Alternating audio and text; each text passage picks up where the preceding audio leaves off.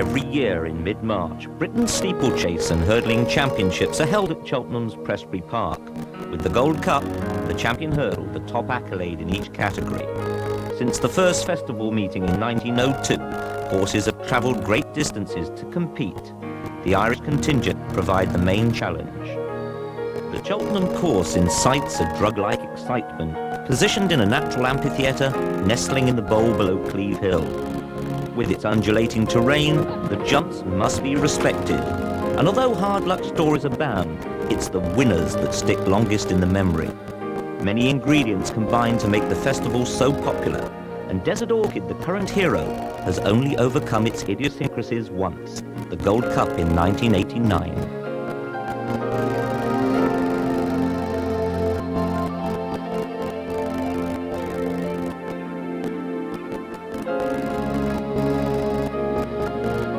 Fences are among the stiffest in Britain. Although so well built, the invitation to become airborne is instilled in all but the faintest heart. Methods may have changed with the years, the fences have not. Peter O'Sullivan, the festival's voice. Very shortly now, so many arguments will be settled. As they race to the line, and the mare's beginning to get up, and as they come to the line, she's made it! Dawn Runner's won it! Coming up towards the line, and Arkle is hurting him. Arkle going away now from Millhouse. This is the champion. This is the best we've seen for a long time. Arkle is the winner of the Gold Cup. It's Monksfield on the near side, Sea Pigeon on the far side. Monksfield is just surging ahead. He's going to win it. Coming to the final fence now. It's going to be an unprecedented Michael Dickinson quartet if they all jump the last fence. Tide Cottage on the far side, Alberton on the near side. There's very little between them now. Tide Cottage lands in the lead. He's a faller. Desert Orchid is beginning to get up as they race towards the line. There's a tremendous cheer from the crowd. And Desert Orchid is going to win it. Desert Orchid has won the Gold Cup. The Gold Cup, first run in 1924, is undoubtedly the most prized trophy, and Golden Miller took it a record 5 times. He's honoured by a bronze statue. His first victory was in 32, but 3 years later, Thomond tested the hero. The third day of the National Hunt Festival at Cheltenham is usually a quiet one, but this year there's a record crowd to see 2 great rivals race for the Gold Cup. Thomond II was third in the Grand National last year. His owner is Mr. J.H. Whitney, the American millionaire. And here's the winner of 1934's National, Golden Miller, owned by Miss Dorothy Paget.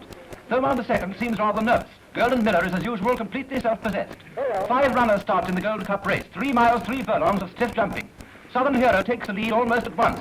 He is followed by Thomond II and Golden Miller running almost level.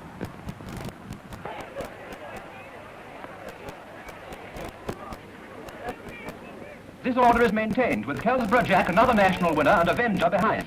Now Southern Hero has shot his boat, and Thomond II and Golden Miller are fighting out a tremendous race. Over the last fence, the Miller nearest the camera has a slight lead, and though Speck presses Thomond II, Golden Miller proves a stronger horse. He goes on to win with a pair of ease by 3/4 of a length. His 4th Gold Cup, a record in itself, and won in the record time of 6.5 minutes. Will this wonder horse win the Grand National this year? It's a great triumph for his owner, his trainer, Mr. Briscoe, and for that great steeplechaser, Golden Miller. 6 ran a year later, but this time Golden Miller was trained by Owen Anthony in Berkshire, with Evan Williams becoming the chaser's 4th different Gold Cup rider. Fuke Warwin rode the 2nd, Royal Mail, and Danny Morgan on Kelsborough Jack was 3rd, the 3rd time running. And for Dorothy Paget, who reputedly spent £5 million on her horses, victory prompted a rare display of happiness. Golden Miller surpassed Easter Hero. He won the Cup in 29 and 30, both times by 20 lengths. And Prince Regent's victory in 46 heralded Tom Draper's assault on the race at odds of 4-7. Cottage Rake took 3 consecutive Gold Cups in 48, 49 and 50, during an incredible period for Vincent O'Brien. He also saddled Castle Dermot to win the National Hunt Chase. The field gets away to a good start with a testing 4-mile chase. Though the track is thickly strewn with peat, the going's treacherous from the first jump onwards. Out in front now is the favourite Castle Dermot. As its closest challenger tumbles, the 7-year-old half-brother of the pre-war Scottish national winner comes up for the last jump, yards ahead of the field. Streaking home one of the season's easiest winners, Castle Dermot completes an Irish double for trainer Vincent O'Brien. What we all want to know now is, can gallant Lord Mildmay, riding his last year's mount Cromwell, do the same at Aintree?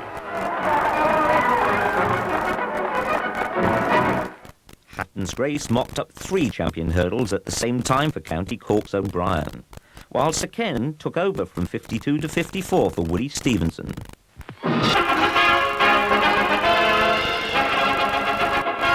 Gold Cup Day at Cheltenham, Ascot of the jumping world, and Mont Tremblant is fancied to give Miss Dorothy Paget her 7th Gold Cup win. The cream of English, Irish and French jumpers are competing in the race that's second only to the National. The start doesn't mean much in these long steeplechases, but as they settle down, it's the late JV Rank's Irish crack Green Oak leading the field of 13 runners over the first jump.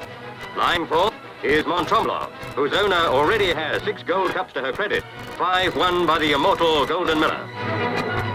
Second time round, Freebooter and Knockhard have gone, and Fred Winter's having a tough ride on Little Chafe, whose bridle is broken as they hurtle down the hill. Mont Tremblant is overtaking ESB and going really well. And at the last jump, Mont Tremblant is well clear. Chafe second. ESB. No, ESB is down. He was lying handy and seemed to be going strongly at the time. And at the post, it's Mont Tremblant winning easily from a tired field to register the 7th Gold Cup victory for popular owner, Miss Dorothy Paget.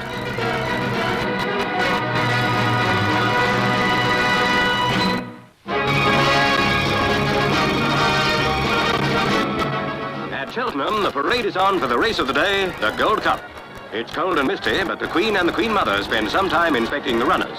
Lanveoch Pulmick and Tim Maloney's Irish mount Knockhard make for the start. Leaving the paddock, the royal guests walk to the grandstand. Halloween makes his way to the tapes. Only a few moments to go. The field's in line. And they're off.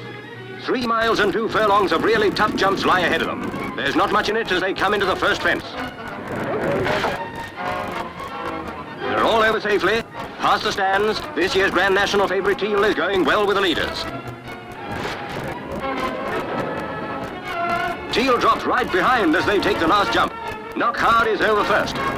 René Emery on Lanveoch Pulmick is in real trouble, and down he goes. Up the final stretch towards the post, it's Tim Maloney on Knockhard romping home to a 5-length victory over Halloween and Galloway Race. 9-year-old Knockhard brings his owner, Mrs. Keogh, £3,000 and the Cheltenham Gold Cup.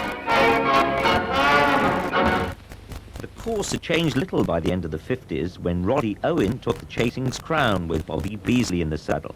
But the fences, once again, altered the result. They're coming to the second last fence now, and it's Parcel on the inside. Over on the far side is Lockrow, and Linwell in between these two. And now Linwell jumped it fractionally ahead there of Parcel and Lockrow. In 4th place is Roddy Owen, 5th is Kirsten, 6th Heart Royal, and 7th Game Field. Now racing round the turn towards the final bend now, and it's Lockrow on the stand side, Parcel over on the far side, and Linwell in between these two, and it's Parcel on the far side, and Linwell fractionally leading Lockrow as they come to the last. Parcel on the far side, Linwell on the stand side, these two coming into it together, and Parcel is down, and he's left Linwell clear, and Roddy Owen finishing very fast over on the far side, and it's Roddy Owen come to take it up from Linwell. A desperate race to the line between these two. It's the Irish challenger, Roddy Owen, forged ahead. He's 2 lengths ahead as they race towards the line. Linwell in 2nd place and Lockrow 3rd. 15 yards to go, and it's Roddy Owen, and great Irish cheers as Roddy Owen passed the line first. In 2nd place is Linwell, 3rd is Lockrow. The same year, Fred Winter and Ryan Price took the champion hurdle with the white-faced Fair Time. It's Prudent King coming to challenge Fair Time. Then comes Ivy Green. Just behind Ivy Green is King. Then Merry Deal. Behind Merry Deal is Friendly Boy. Coming to the final flight now, a long run to the final flight, and it's Prudent King for Vincent O'Brien, the Wizard Irish trainer, in the centre, with Freddie Winter on the right of the picture on Fair Time.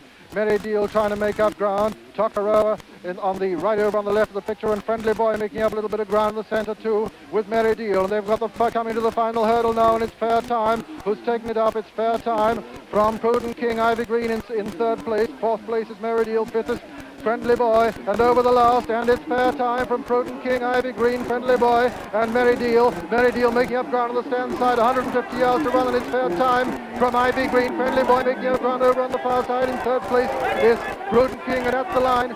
Fair Time is the winner. Ivy Green is 2nd. It's a very near thing for 3rd place. Owner Jerry Judd led his horse into the winner's enclosure, and this period saw the trainer and jockey combination of Price and Fred Winter riding high. In the 1960 Gold Cup, Pa Searle and Bill Reeves were again in contention. They're coming to the second last fence now. This is the second last now, and it's Kirsten over ahead of Pa Searle and Loch Rowe. And they're ahead of Roddy Owen and Zonda and the Bell. And now they're racing towards the last fence. And it's Loch Rowe on the stand side who's come to take up the running now. It's Loch Rowe who's come up to take up the running from Pa Searle in second place. Kirsten is third, Roddy Owen is fourth, Zonda fifth, and the Bell is sixth. They come to the last fence. It's the old man of the party who's taking it up now as they come to the last. It's Loch Rowe just from Pa Searle on the inside. It's between these two, and it's Pa Searle and Loch Rowe. Kirsten is down. As she's very nearly brought down Roddy Owen. And as they race towards the line, it's Loch Rowe on the far side and Pa Searle on the stand side. And desperately race between these two. Pa Searle comes to take it up with 25 yards to run. It's Pa Searle the leader now as they race towards the line from Loch Rowe in second place and Zonda is third. A year later, Winter rode the Epsom trained Saffron Tartan, with his future mount Mandarin 4.5 lengths back in third. Saffron Tartan beginning his challenge. They come to this. It's Saffron Tartan who jumps right up almost beside Frenchman's Cove. Saffron Tartan has taken the lead from Pa Searle in second place. It's Saffron from Pa Searle. As they race up towards the line, 150 yards to run, and it's Saffron Tartan still holding Pa Searle, who's trying to get on terms with him, who's getting closer, but he won't catch him before the line. 15 yards to run, and it's still Saffron Tartan from the fast finishing Pa Searle in second place. Mandarin is third.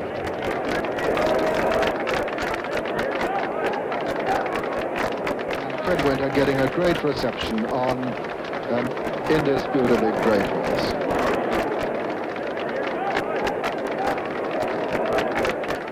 Mandarin under Winter took the 62 Gold Cup from Ireland's Fortria. His presence in many stables would have been the star of a lifetime, yet for Foot Warwin, Mandarin was but one of a long line of top-class performers. The master of Saxon House Stables was equally adept with hurdlers.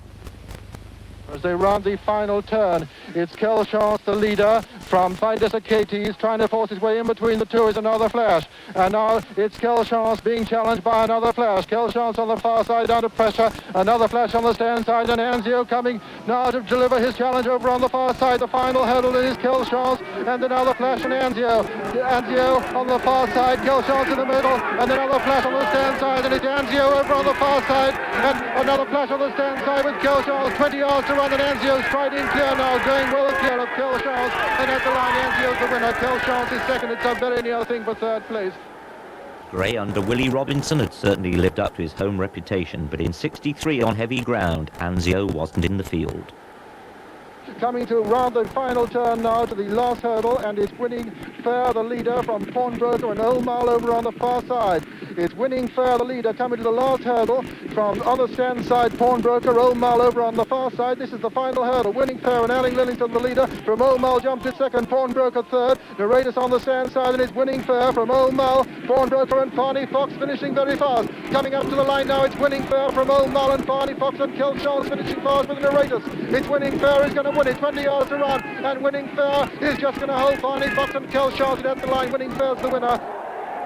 It takes little excuse to display feelings encouraged by pure emotion, and owner-trainer George Spencer was hoisted up like the trophy itself. The Queen Mother has always appreciated a good horse, and in Bill Gollins's giant Mill House, Her Majesty recognised one. At the tender age of 6, he beats Fortria. What a prospect. Coming to the second last fence now in the Gold Cup, and it's Mill House, well clear of Fortria in second place, Duke of York third, Longtail 4 and Cadwell 5. Coming up to the final fence now, and it looks as though Mill House has only got to jump it to win the Gold Cup, going very powerfully and strongly. Mill House, the young 6-year-old, ridden by Willie Robinson. Fortria's in second place, and Duke of York is finishing very fast on the stand side. Coming up to the final fence now, Mill House, and the crowd cheering him home as he comes to the last. Mill House has just got to jump it to win. He's up and he's over. He very nearly stumbled there, but he's over and clear and striding up to the winning post, and it's Fortria gallantly chasing him with Duke of York. Mill House going well clear. Fortria after him, but no chance of catching him. Duke of York in third place. Up to the line now, and Mill House, the 6-year-old, is the winner of the 1963 Gold Cup. The British public naturally thought they'd found Golden Miller's successor. He could surely do nothing but improve with age. Sadly, though, for Foot Warwin, he was to run up against Tom Draper and his greyhound-like Irish chaser called Arkle. Arkle loved life in or out of his stable and was to provide jewels that made the Anglo-Irish rivalry one-sided. The Duchess of Westminster bought him by auction in Goffs in Dublin, one horse a week. And he spent about a year and a half at Eton. And then he came back to me. And he was not very promising for a long time. I ran him in a 3-mile hurl at Navan. And I thought I'd win it with a mare that had won the National. It was a sort of a novice hurl. But she was going to get beaten anyway, and Arkle arrived up on the outside and won. And he didn't stop winning then for some years. After Arkle's defeat by Millhouse in the Hennessy, the Gold Cup saw the rematch.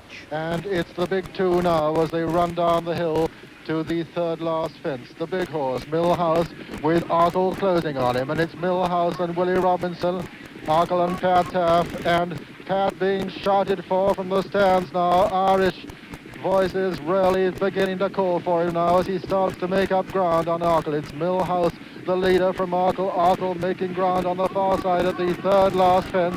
Millhouse is over the leader from Arkle second. They've got 2 fences left to jump now in the Gold Cup with Millhouse the leader from Arkle, and a long way back is Parcell, then King's Nephew. This is the second last fence, and they're still both full of running, still going great guns, both of them. It's Millhouse on the inside, jumps it only just ahead of Arkle. Now they're rounding the home turn, and this is it. And Willie Robinson's got his whip out, and Pat Taff is shaking up Arkle. And this is the race now to the last fence. It's Arkle on the stand side for Ireland and Millhouse for England on the far side. And this is it with Arkle just taking the lead as they come to the last fence. It's going to be Arkle if he jumps it. Arkle coming to the last now, and Arkle a length nearer Millhouse. He's over and clear. Millhouse is trying to challenge him again, but it's Arkle on the stand side. Millhouse over on the far side, coming up towards the line, and Arkle is holding him. Arkle going away now from Millhouse. This is the champion. This is the best we've seen for a long time. Arkle is the winner of the Gold Cup. Millhouse is second. Well, there's no doubt about it now. There was no conceivable excuse. It was a fine, clean, perfectly run race. A clear-cut victory with Arkle producing a fine burst of speed. Well, I'll let the crowd take over as you'll hear the reception this great horse is receiving here at Cheltenham from the crowd. English joining Irish in giving him an immensely well-deserved ovation. Surely undisgraced in defeat, the English champion, just beaten by an even greater horse. In hindsight, would Foot Warwin have been better advised to have dodged Arkle? Well, what could you do? You had to take him on. I mean, he was good enough to be second to Arkle in the Gold Cup, wasn't he? And something happens to Arkle, and I thought we'd sure to beat Arkle that year, you know. But Arkle was an exceptional horse. Arkle from Millhouse. Millhouse almost up with him again, and now racing for the home turn. And it's still Arkle, the leader from Millhouse. Millhouse under pressure now. Willie Robinson asking him for everything, and it doesn't look as though he's going to get Arkle off the bit as they round the home turn now, with Pat Taff looking over his right shoulder. Millhouse trying to make ground on his inner. Stoney Crossing is in third place. Caduval is a fence behind him almost. And now Arkle opening up now like a sports car, like a real, as though he's just changed gear. He's opened up, he's changed down, and he's coming to the last fence full of running. He's just got to jump it to go away. And a brilliant jump, a superb jump at the last. Exhibition stuff. A fine effort by Millhouse, but he's absolutely unavailing against the champion. Here's the greatest going away to the line. Pat Taff riding him out. The horse really enjoying himself. He's given a great exhibition performance this afternoon. This is his second successive Gold Cup. Arkle moved with the grace of a stag and possessed the watchful eye of an eagle. He simply oozed class, but at one fence in the 66 Gold Cup, he stopped both English and Irish hearts. Another complete circuit. Oh, and he barely took off at that one. He just looked at it and ignored it. And how he got the other side, well, you should have heard the gasp from the crowd here. It looked as though he wasn't going to jump at all. He just ignored the fence completely, and how he got the other side is a mystery. This is an open ditch, and he jumped that one. Arkle from Dorman, Snego, Sartorius and Hunch. Arkle rounding the home turn, a great roar from the crowd now as they see him level up. Absolutely effortless he is at the moment. Surely he's not going to take any chances with this one as he did before. No, he jumps it like a champion, roars from the crowd as he goes away. Dorman's jumping it second, Snego's jumping it third, and there's Arkle striding up to the line, the runaway winner of his third successive Gold Cup. Arkle's memory was captured in bronze. All his fans used to just refer to him as himself. How fitting he should overlook future generations of pretenders to his throne. In the 65 champion hurdle, Footwarwin's Kirrimure won at 50-1. Coming to the final fight now with Exhibit A, the leader from Kirrimure, and Spartan General then Workround. Over the last Exhibit A, the leader. Kirrimure on the far side, putting in a challenge and taking up not only Kirrimure, now the leader. Kirrimure the leader from Workround, finishing fast on the stand side. Spartan General getting up to be second, and at the line it's going to be Kirrimure the winner from Spartan General second, and a photo for third place with Workround possibly just beating Exhibit A.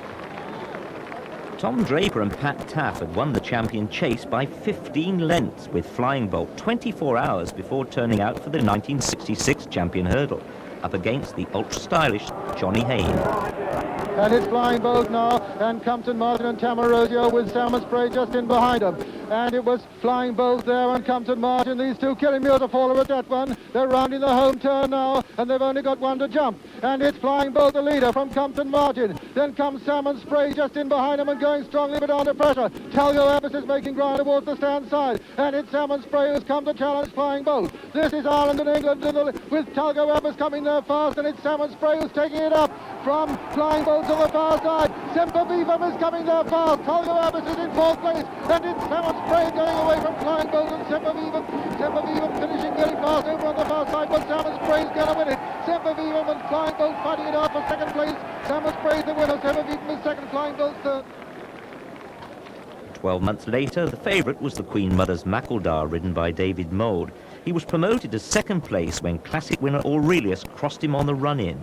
Saucy Kit making ground towards the outer, but Talgo Abbas is the leader from Saucy Kit towards the outside. Then Albinella on the inner, Mackledar and Aurelius coming there with a good challenge. They're coming to the final flight now, and it's Saucy Kit on the stand side from Talgo Abbas. Then comes Mackledar and Aurelius, Albinella and Interosi, and it's Saucy Kit who's hit the front as they run up towards the line. Saucy Kit is the leader from Talgo Abbas second, then comes Aurelius third, Mackledar 4, Albinella 5, racing up towards the line, and Saucy Kit is going away from Aurelius in second place. It's going to be a near thing. Saucy Kit just holding Aurelius, and at the line Saucy Kit's the winner. Aurelius is second, Mackledar is third. In the 67 Gold Cup, at Dour, David Nicholson deputised for the injured Willie Robinson on Millhouse, while the diminutive Stan Mellor was on the Little Grey Stallbridge Colonist for Ken Cundall, with the ever-popular Terry Biddlecombe on Woodland Venture for Fred Rymel, and as we join them, Millhouse leads at the top of the hill. Another open ditch, this. Millhouse is down there, Millhouse to follow, and he's left Woodland Venture in front. Woodland Venture is the leader. They're coming to the next, and it's Woodland Venture, the leader from the Grey Stallbridge Colonist. On the outside is Dormant. Then comes Dickie May, then What a Miss, still plugging on behind them.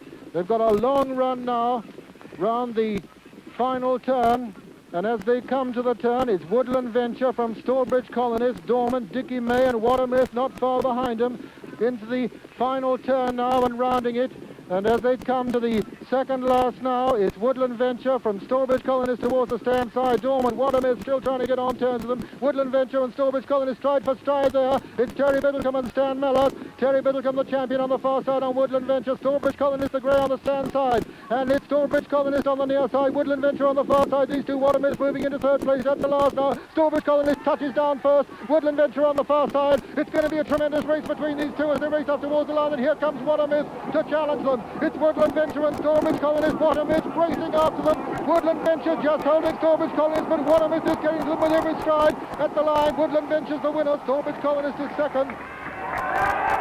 The champion jockey and Woodland Venture getting a great ovation. In 68, Terry Biddlecombe rode Stallbridge Colonist 7-2 shot after his close second the previous year, and Willie Robinson was reunited with the giant Millhouse. The pair led at the halfway stage. Millhouse coming to this Number 15, Open Ditch. Millhouse, and he's gone. Millhouse a follow at that one. Millhouse has gone. He's left Fort Leaney in the lead. It's Fort Leaney now in the lead from the Laird in second. Then comes Stourbridge Colonist and Basnett. And Willie Robinson up on his feet all right. It's the Laird going strongly in the lead from Fort Leaney, and Stourbridge Colonist still trying to get on terms with them. 2 to jump now, and the Laird, the leader from Fort Leaney, and Stourbridge Colonist still trying to get on terms. The Laird on the far side is over from Fort Leaney. Stourbridge Colonist pecked there and nearly on the floor. Terry Biddlecombe picked him up in the most remarkable manner. How he stayed there, I don't know. Coming to the final fence now in the Gold Cup with Fort Leaney coming to challenge the Laird, and it's between England and Ireland now. Fort Leaney on the stand side, the Laird on the far side, and Stourbridge Colonist still chasing him. And coming up towards the line now, it's Fort Leaney on the stand side from the Laird. Stourbridge Colonist can't get on terms with them. Fort Leaney's holding the Laird. Stourbridge Colonist still fighting his way there, but Fort Leaney's holding him. And coming up the line, it's Fort Leaney from the Laird. The Laird fighting back, but at the line, Fort Leaney's won it. The Laird is second, Stourbridge Colonist third. And I'm delighted to be able to report to you, just finishing solo Millhouse, and obviously unscathed by his fall, and even getting a little round of applause from the crowd as he canters up past the winning post. Fort Leaney emulated his sire Fortina, the 1947 winner, Taff and Draper's 4th Gold Cup win in 5 years. The secret of his success was his unique method of training national hunt horses. By that I really mean his horses were out a much shorter time than they generally are national hunt stables. And we schooled them from the middle of September to the middle of April each year, twice a week. So I got to know the good and the bad force of quite a few of the horses. And I think that's why I got on so well with them while they were racing. The quiet trainer had decided to take life easier after an incredible career. I have had great success. I've had great satisfaction. But I expect to be here as what the medical profession call as a consultant, I hope. As I hope I will anyway. Draper's 21-year-old son Jim took over the horses, having ridden second in the Grand National on Black Secret. His father's knowledge had been passed on, and his eye was a great asset. I wonder, though, which memories the great man savoured most. The Daily Express Triumph Hurdle winner Persian War impressed as he cantered a post for the 68 champion hurdle. And it's Persian War, the leader now, from Saucy Kit over on the far side. Secret Venture, Cool Alibi coming there, Chorus coming there strongly too. Salmon Spray not far behind the leaders. Saucy Kit there, pecked and nearly lost Roy Edwards. He's just recovered, but he's lost the race, I would say, at that point, definitely. And Persian War going on now to be pressed by Chorus. And it's Persian War, the leader from Chorus. Then comes Secret Venture, just behind them, Cool Alibi. Then comes Mugat Pura, Salmon Spray trying to make ground over on the far side. Semper Vivum coming there, but it's Persian War well clear as they come to the last from Chorus. Persian War from Chorus. Persian War now from Chorus in second place. Third is Cool Alibi. Then comes Semper Vivum. It's Persian War racing up the hill ahead of Chorus. Semper Vivum coming into third place. And at the line, it's Persian War well clear of Chorus. Going to be a near thing for third, but no doubt about the winner. Persian War's the winner. Chorus is second. And at the line, Black Justice just gets up to hit Semper Vivum. Success often invites the darker elements to surface, and trainer Colin Davis decided the champion's security for his defence was top priority. Guards and an Alsatian helped the horse's lad David Cole keep a 24-hour watch. Persian War was totally oblivious to the fuss and seemed quite relaxed as David slept lightly in his stable, dreaming of yet another victory, as the guards patrolled throughout the night. For owner Henry Alper, it was a new experience. Owning this horse has been one of the greatest things that ever happened to me. And to think it was all because I happened to be watching racing on television one Saturday afternoon. And then Persian War's race come on, and I saw this horse do this sensational performance which he always did as a young horse, go away from the others and win very, very, very easily. And suddenly the wild idea came to me, well, why not try and buy that one? It's the sort of thing that every trainer dreams of, is having a horse as good as this, because there's no doubt about it at all. He is really a fantastically good horse. The more work I give the horse, the more he seems to thrive, and the better he is. And I think we're proving that this year. He's undoubtedly improving, and I'm still giving him more and more work. He seems to be quite bottomless. I always ride Persian War myself at home in all his fast work, because it's an awful responsibility, this horse, and if it happened when I had a lad riding him, if anything did go wrong, I personally would never be able to bring myself to forgive the lad. I'm bound to blame him a bit. The week before Cheltenham, big race jockey Jimmy Utley went down to partner his charge, and the owner's hopes ran high. I have no doubt that on Wednesday next at Cheltenham, Persian War will win the champion hurdle for the second successive year and prove himself to be the finest hurdler of all time. Second last flight now, and as they do so, it's Persian War from Drummerkill on the outside, Supermaster on the inner, then comes Interview. Behind Interview, it's Privy Seal. Coming round the final turn now, and it's Drummerkill in the lead from Persian War. Drummerkill and Barry Brogan going away from the champion Persian War as they race into the final flight. It's Drummerkill from Persian War, then comes Supermaster, then Privy Seal, and Persian War under pressure, and Drummerkill in the lead as they come to the final flight, but Persian War coming to try and challenge him now, and at the last it's Persian War and Drummerkill almost together. Persian War on the near side, Drummerkill over on the fan side, and the champion asserting his authority now. Persian War going away from Drummerkill as they race up towards the line and getting a terrific cheer. The champion is going to win it for the second year in succession. It's Persian War going away from Drummerkill, Privy Seal in third place, and at the line Persian War is the winner of the champion hurdle. Second is Drummerkill. Henry Alper and Mrs. Alper with undisputedly great champion. And strangely enough, when I bought the horse, my wife cried because she thought I was doing something silly in buying a racehorse. And when I said I'd been offered $250,000 for him and said, I think I'll sell him, actually I was joking, she cried again. How people can change, I don't know. It just shows you what a racehorse can do. We simply do nothing but talk about and dream about Persian War, when his next race will be, how long it's going to be before we see him run again. Only Hatton's Grace and Sir Ken were previous triple winners, but a respiratory problem saw the horse run with his tongue tied down. Persian War as they come to the second last flight. Persian War over in the lead from Solomon. Little in between those two now. Solomon and Persian War as they round the home turn from Drummerkill. Then comes Aeschylus just in behind him. Major Rose is making ground fast just in behind the leaders. But it's Persian War, the champion, just in the lead now. From Solomon towards the near side, Aeschylus and Major Rose beginning to run over on the far side, and Coral Diver forcing his way through. But it's Persian War in the lead at the final flight. Persian War over from Solomon. Then comes Coral Diver and Aeschylus, then Major Rose over on the far side. And it's Persian War now as they race up towards the line with Solomon on the near side and Coral Diver, and Persian War getting a great reception as he races up towards the line, being pressed by Major Rose as well, the second, and up the line is Persian War the winner and Major Rose is second, Aeschylus is third and Coral Diver's fourth. A tremendous reception for the winner.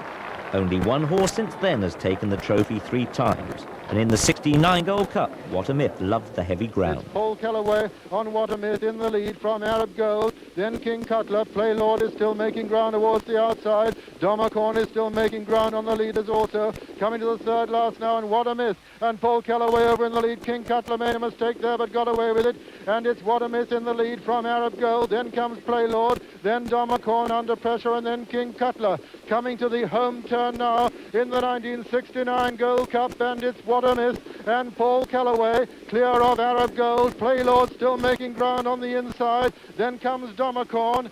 Coming up now to the second last fence in the Gold Cup, and it's What a Myth and Paul Calloway being pressed now by Domacorn, coming there strongly. What a Myth is over, Domacorn's over, and Domacorn has nearly unshipped Terry Biddlecombe, but he's got back. A great recovery by Terry Biddlecombe, and he's coming to challenge. And coming to the last now is What a Myth on the stand side and Domacorn on the far side.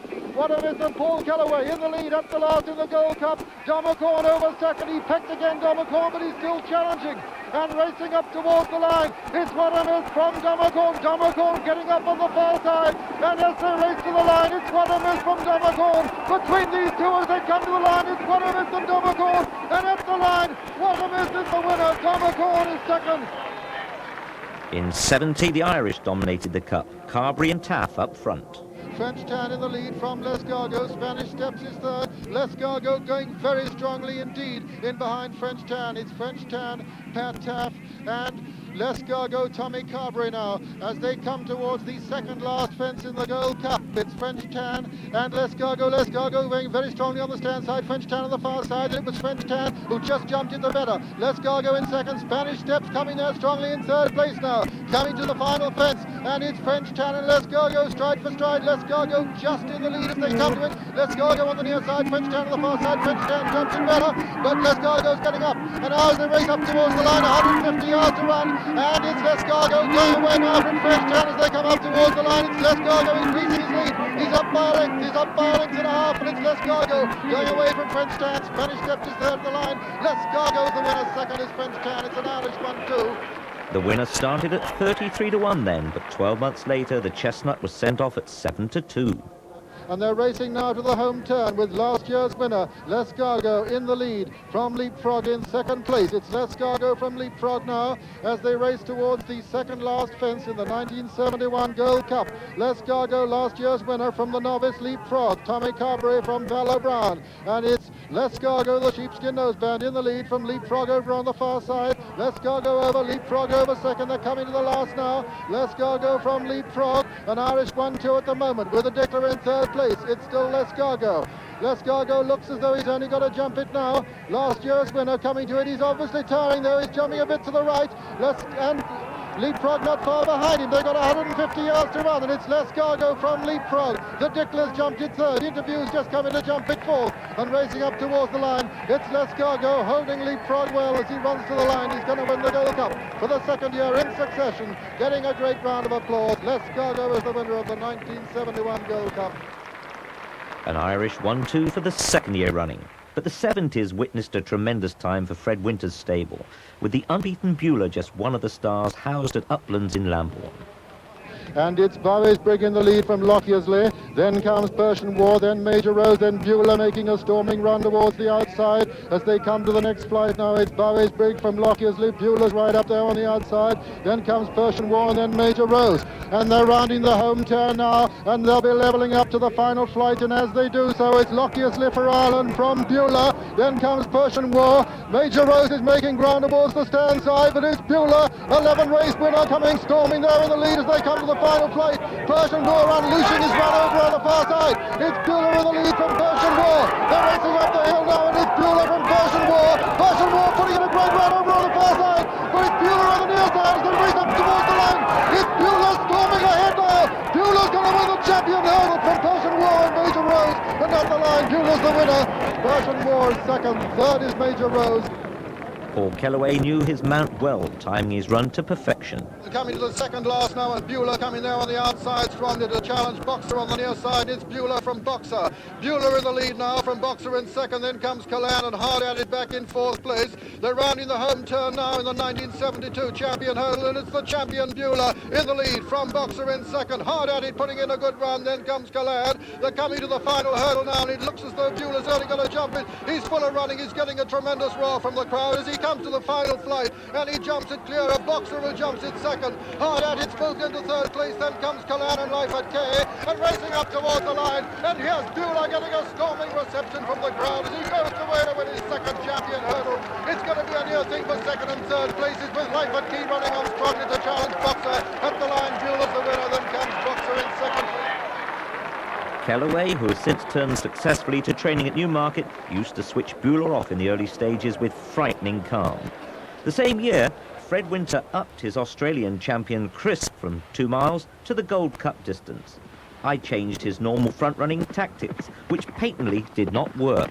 We can pick him up in the yellow in fourth and Bresca. As they come to the home turn, it's the Dickler Barry Brogan in the lead from Glencarrig Lady in second. L'Escargot bidding for a third successive Gold Cup is in third place. Crisp is in fourth now as they make towards the second last fence in the 1972 Gold Cup, with the Dickler in the lead, being pressed by L'Escargot, and Glencarrig Lady putting a great run over on the far side. Crisp is in fourth place, and over there won the Dickler from Glencarrig Lady. Crisp has jumped in third now and racing up towards the final fence, and it's the Dickler from Glencarrig Glencaraig Lady, then comes Lescargo, then Crisp, and then Royal Toss and Spanish Steps. This is the final advance. It's Barry Broken on the Dickler from Glencaraig Lady. Crisp is going to jump it third and over that one. It's the Dickler over from Glencaraig Lady. Royal Toss is putting in a great one over on the far side. Crisp on the near side, but it's the Dickler from Glencaraig Lady as they race up towards the line. 25 yards to run, and Royal Toss is getting into it too, but it's Glencaraig Lady forging ahead of the line, and Glencaraig Lady's the winner. Royal Toss is second, the Dickler's third. She was the second Gold Cup winner side by Fortina, and for champion jockey Frank Berry, the agonies of a steward's inquiry were to follow. In 1973, the champion hurdle saw Comedy of Errors come of age. As they come to the next flight, Easby Abbey for the north from Captain Christie for Ireland, then Montplaisir, then Brendan's Road, then comes Beulah under pressure now from Paul Kellaway on the far side as they come to the second last flight. It's Easby Abbey from Captain Christie and Montplaisir, then Beulah, then comes Comedy of Errors and Brendan's Road. Easby Abbey over from Captain Christie over second, then comes Montplaisir, Comedy of Errors and Beulah looks to be beaten at this point, and as they round the home turn, it's Easby Abbey from Captain Christie. Comedy of Errors is coming with a great run, and Montplaisir's right in touch with them. This is the final flight now. Easby Abbey from Captain Christie coming on the stand side, and Comedy of Errors coming there very strongly. But it's Easby Abbey from Captain Christie and Comedy of Errors coming on the stand side. Montplaisir on the far side, racing up to the final 50 yards, and Comedy of Errors has gone clear of Easby Abbey. It's Comedy of Errors on the near side from Easby Abbey and Captain Christie, and as they come to the line, Comedy of Errors looks as though he's going to win it from Easby Abbey. Beulah dethroned by the big horse, and Fred Rymel had no doubts as to his ability. Yes, I think he's the best horse I've ever trained over hurdles. He's always been very backward. He's a very big horse, and he's taken a bit of time. Conversely, Rymel's old rival Fred Winter, linked to the studio, looked on the result with a less biased view when comparing the winner with Persian War or Hatton's Grace. He's a good horse. If Fred says he's the best he's ever trained, he must be exceptionally good because he's had some marvellous horses, but I wouldn't have thought he was, quite honestly, I wouldn't have thought he was as good as either of the first two you mentioned. Well, you can go back too far. You can go back to Sir Ken. And when you start to do that, you can go back to Arkle and all those horses. It's best left alone.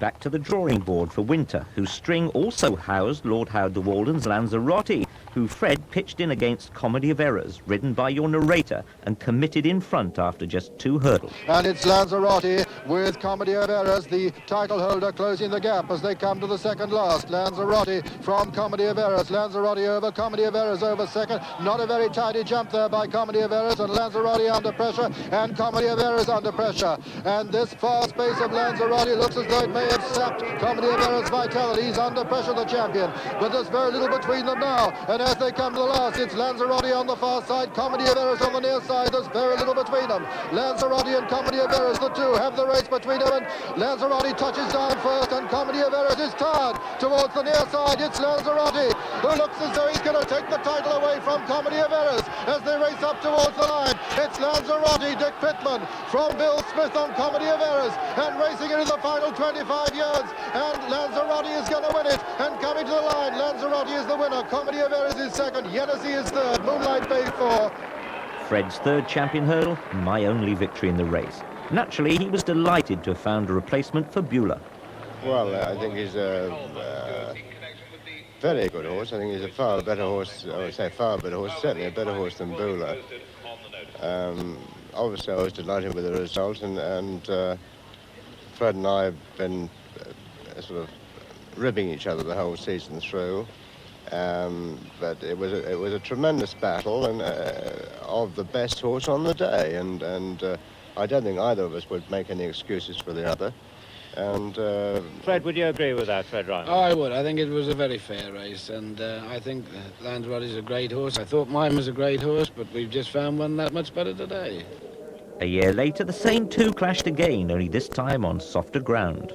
It's Lanzarote being pressed by Flash Imp and Lanzarote. Then comes Tree Tangle. Then just in behind them come Comedy of Errors, now beginning to improve. But it's Flash Imp and Lanzarote from Comedy of Errors and Tree Tangle. These four ahead now of Mr. Straight and Rebo Saint. as they come to the second last now in the 1975 champion hurdle. It's Tree Tangle that hits the front. Tree Tangle from Flash Imp and Comedy of Errors coming on the outside as Lanzarote loses ground, and it's Tree Tangle and Comedy of Errors.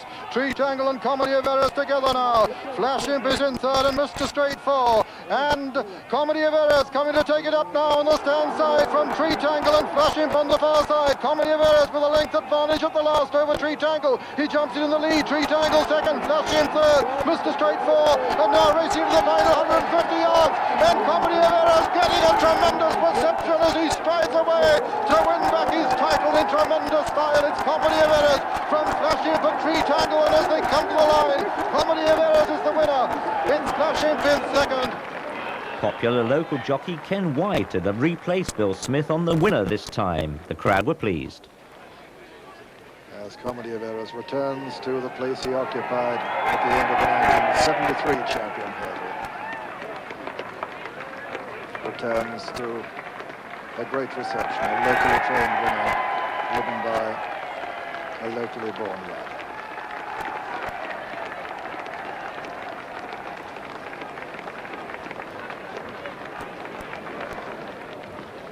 Back to chasing. Winter's Pendle had swept all before him prior to the 73 Gold Cup, but the trainer was trying to stay calm. You don't believe that you've got a horse good enough to win Gold Cups, do you? I mean, you've got to wait until the whole thing's over before he's proved it. Still Charlie Potin, but being pressed now by Pendle, coming there very strongly with Lescargo, the sheepskin noseband on his outside, on towards the left as we see them. Spanish steps, a little mistake there, and it's Charlie Potin in the lead from Pendle in second, Lescargo, then the Dickler coming in behind them, and then Spanish steps under pressure, then Garoop and Red Candle, and they're rounding the home turn now in the 1973 Gold Cup with 2 fences left to jump, and it's Pendle coming to tackle Charlie Potin with the Dickler in third and Lescargo 4. Coming to the second last fence now, Pendle on the near side, Charlie Potin on the far side. Pendle jumps it in the lead from Charlie Potin, the Dickler third, and the crowd already hailing Pendle as the winner of the 1973 Gold Cup. He's surely only got to jump this fence between Pendle and victory. The Dickler putting in a good run in second, Pendle's over the Dickler second and Charlie Potin third, and racing into the final 150 yards, it's Pendle being pressed by the Dickler. The Dickler putting in a great run over on the far side. He's going to get up, and coming the last 25 yards, the Dickler and Pendle together, and at the line it's a photo finish between the Dickler on the far side. I think he's got up the Dickler. That victory for Ron Barry and Foot Warwin remains burnt into my memory, and this replay confirms Pendle definitely stayed the trip. He simply froze when met by the awesome sight, colour and noise generated by 40,000 fans. It's patently obvious to any horseman watching this. You'll see Pendle's head going up, his ears flicking like antennae, as he can't understand what's in front and around him. All too late, the momentum is lost, and the Dickler charges on. As the line comes, there's a short head in it. A year later, worse was afoot. Up front, Charlie Potin and the American Inkslinger. Coming to another plain fence, Charlie Potin from Inkslinger, who won 2 races at the meeting last year. And Inkslinger's down. Inkslinger a faller there and only narrowly averted by Pendle. And that left him far too close to the leader. As they run down the hill, Game Spirit on the inside, then Pendle, then the Dickler and Captain Christie, and any one of these 5 can win the 1974 Gold Cup. And it's High Ken being pressed now by last year's winner, the Dickler. Then comes Game Spirit, and there High Ken has gone, and Pendle brought down by High Ken there, and he's left last year's winner, the Dickler, in the lead from Captain Christie, and Captain Christie is motoring just in behind him. Game Spirit and Terry Biddlecombe third. Charlie Potin is way back in fourth, and they're the only ones left in the Gold Cup. Dick Pittman's up on his feet all right, so's Bob Davies, and now coming to the second last fence in the Gold Cup, and it's the Dickler being pressed by Captain Christie. The Dickler and Captain Christie land together. Game Spirit back in third, and Captain Christie's going the best. It's Captain Christie for Ireland and Bobby Beasley and Ron Barry and the Dickler on the far side, and Captain Christie looks as though he'll win it if he jumps it. Captain Christie jumps the last, and he's nearly down. The Dickler regains the lead. The Dickler goes back into the lead, but Captain Christie fighting back, and Captain Christie goes to the front again, and striding up to the line, and Captain Christie's going to win the Gold Cup, and at the line, Captain Christie is the winner, the Dickler is second. Pendle was simply cantering when brought down, but for the winning jockey Bobby Beasley, it was a personal triumph over alcoholism, while trainer Pat Taff joined Danny Morgan as the only men to ride and train a Gold Cup winner. In 75, 10 Up leads Winter's Beulah and Soothsayer. 10 Up being pressed by Beulah, and Beulah trying to become the first horse in National Hunt history to win a champion hurdle and a Gold Cup. Soothsayer's not far behind him. Blandford Briggs in contention. High Can is right out of it, but it's 10 Up now being pressed by Beulah and Soothsayer. And as they come to it now, the second last, it's 10 Up from Beulah and Soothsayer on the far side. 10 Up Tommy Carberry, Beulah John Frankham as they come to the second last. 10 Up jumps it in the lead. Beulah jumps it second, but Beulah now coming to challenge 10 Up. Soothsayer on the far side, and there's very little in it between the trio as they come to the final fence. 10 Up in the centre, Beulah on the near side. There's very little in it now. 10 Up and Beulah. 10 Up looks as though he's going to touch down to the lead. He touches down to the lead. Beulah makes a mistake, and inside the final 150 yards, it's 10 Up for Ireland and Beulah for England, with Soothsayer back in third, and 10 Up is going to win the 1975 Gold Cup. He's forging clear in the Arkle colours, ridden by Tommy Carberry, to win the Gold Cup. 10 Up wins the Gold Cup. It's very close for second, with Soothsayer just getting up to edge Beulah out of second place. Tommy Carberry's third and Duchess of Westminster's fourth, and Jim Draper's first Gold Cup. 10 Up had patently given his all, and although no Arkle, his owner was every bit as pleased as she had been a decade earlier. The next year, on livelier ground, Tommy Carberry rode Brown Lad. And it's Royal Frolic being pressed by Coleridge for Ireland, then Blandford Brigg. Beulah back in fourth place, and it's Royal Frolic in the lead as they come to the next fence, the penultimate fence in the Gold Cup, and it's Royal Frolic from Coleridge, and then Blandford Brigg, and then comes Brown Lad and Beulah, and over the second last, Royal Frolic from Coleridge and Blandford Brigg, then Brown Lad and Beulah, and coming to the last fence in the Piper Champagne Gold Cup of 1976, and it's Royal Frolic clear of Coleridge with Brown Lad putting in a tremendous run, but Royal Frolic is over. Coleridge over second, Brown Lad over third, and racing into the final 150 yards, and it's Royal Frolic striding away from Brown Lad, who's chasing him. Coleridge is in third, but it's Royal Frolic holding Brown Lad and Coleridge, and as they come to the line, Royal Frolic wins the Piper Champagne Gold Cup. Second is Brown Lad, and third Coleridge, and four money markets. John Burke and Fred Rymel enjoying a great year. At the same meeting, Peter Easterby's relaxed night nurse had Paddy Broderick in the saddle. Andy Turnell's style on the wayward Bird's Nest in sharp contrast. Coming to the third last now, and it's Night Nurse from Tree Tangle on the far side. Bird's Nest coming there very strongly in between those two. Night Nurse jumps in the lead from Bird's Nest and Tree Tangle, and then just in behind them Lanzarote, and it's Night Nurse, Paddy Broderick in the lead from Bird's Nest. Comedy of Errors coming there strongly now with Lanzarote, then Dramatist on their heels as they come to the second last in the champion hurdle, and Night Nurse touches down in the lead from Bird's Nest second, then Lanzarote, then Comedy of Errors, and then the fading Dramatist, and they're rounding the home turn now, and Night Nurse Paddy Broderick in the lead from Bird's Nest in second, then comes Lanzarote coming to the final flight in the champion hurdle now, and it's Night Nurse from Bird's Nest and Lanzarote and Comedy of Errors. Night Nurse in the lead over the final flight, Night Nurse from Bird's Nest, then Lanzarote, and racing into the final 150 yards, and Bird's Nest putting in a tremendous run. It's Night Nurse from Bird's Nest racing up towards the line, and Bird's Nest beginning to get up on the far side, but Night Nurse is holding him, and as they come to the line, Night Nurse is going to win it at the line. Night Nurse is the winner, Bird's Nest is second.